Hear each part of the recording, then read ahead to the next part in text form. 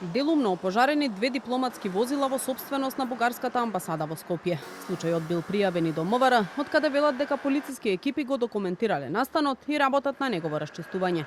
Неофицијално се трага по непознатиот сторител кој избегал од местото на настанот. Непознат сторител го полеал едното возило со запаллива течност и го запалил.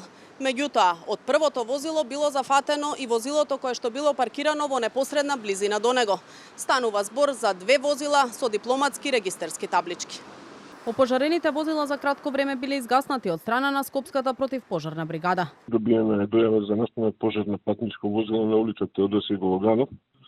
Веднаш е смотено едно противпожарно возило со тројца пожарникари кои за кратко време успеа да го локализираат пожарот на две патнички возила со дипломатски регистерски таблици. Настанот најостро го осудија и од владата и од македонското МНР и го оценија како вандалски и недозволив чин. Ваквите постапки представуваат напад врз принципите на безбедноста, дипломатските односи и меѓународното право и не смеат да имаат место во демократска држава. Како влада сакаме да испратиме јасна порака дека секој обид за предизвикување тензии, ширење омраза или нарушување на безбедноста ќе биде максимално санкциониран. Нема да дозволиме поединци да ја нарушуваат репутацијата на Македонија, се наведува во владиното соопштение.